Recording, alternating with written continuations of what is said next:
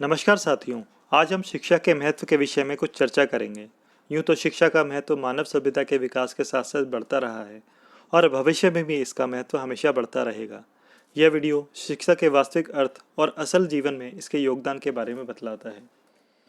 मानव जीवन में मूलभूत ज़रूरतों जैसे रोटी, कपड़ा और मकान की तरह ही आदिकाल से ही जब से मानव सभ्यता ने विकास करना शुरू किया, शिक्षा का महत्व भी मूलभूत आवश्यकताओं की तरह ही रहा है और वर्तमान तथा भविष्य में भी इसका महत्व इसी प्रकार रहेगा। शिक्षा का अर्थ केवल किताबी ज्ञान नहीं, शिक्षा का अर्थ व्यापक अर्थों में लिया जा सकता है। जैसे कि किसी कार्य विशेष में निपुणता प्राप्त कर लेना भी एक तरह से शिक्षा का ही तो रूप है। यूँ तो सभी को शिक्षा के महत्व का ज्ञान होता है, किंतु शिक्षा के वास्तविक महत्व को केवल कुछ ही लोग समझ पाते हैं। आज भी माता पिता अपने बच्चों को शिक्षा के द्वारा ज्ञान अर्जित करवाकर उन्हें उनके भविष्य के लिए तैयार करते हैं। यह तो सभी जानते हैं कि मनुष्य शिक्षा के माध्यम से अपने सामाजिक स्तर को ऊंचा उठा सकता है। शिक्षित व्यक्ति का समाज में सदा सम्मान होता है। मैं एक बार फिर से कहूँगा कि शिक्षा का अर्थ आप केवल किताबी ज्ञान से न लें, वह किसी भी कार्य विशेष में निपुणता प्राप्त करके शिक्षित कहलाया जा सकता है।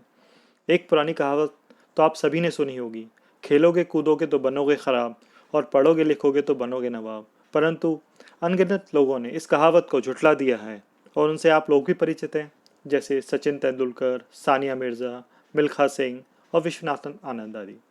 ये केवल कुछ भारतीयों के उदाहरण हैं। ऐसे ही ना जाने कितने उदाहरण आज हमारे सामने संसार भर में उपस्थित हैं।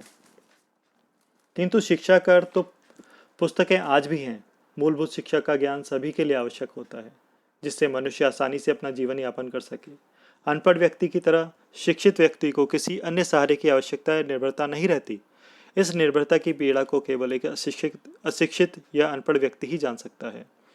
आज भी माता पिता अपने बच्चों को हमेशा पढ़ाई करने के लिए जोर देते रहते हैं और बच्चे भी पढ़ाई को एक बोझ समझकर उससे दूर भागते रहते हैं। किंतु हमारा कर्तव्य है हम शिक्षा के वास्तविक महत्व को बच्चों को बताएं, जिससे शिक्षा उनके लिए एक बोझ न बनकर एक सरल, सहज, स्वाभाविक और रुचिकर कार्य लगे। हमें बच्चों को शिक्षा का वास्तविक अर्थ यानी शिक्षा के द्वारा उनका बौद्धिक विकास, आत्मनिर्भरता की भावना और उनके भविष्य की आधारशिला का निर्माण बताना चाहिए। शिक्षा द्वारा ही बच्चा अपने आसपास की चीज़ों का ज्ञान प्राप्त करता है। वह समाज और संसार की जानकारी प्राप्त करता है। उन्हीं के अनुभवों के द्वारा अपने जीवन के सफ़र को भली प्रकार से तय करता है। शिक्षा के माध्यम से ही बच्चा अच्छे बुरे का ज्ञान हासिल करता है। प्रारंभिक शिक्षा के द्वारा बच्चे का मानसिक स्तर तैयार किया जाता है।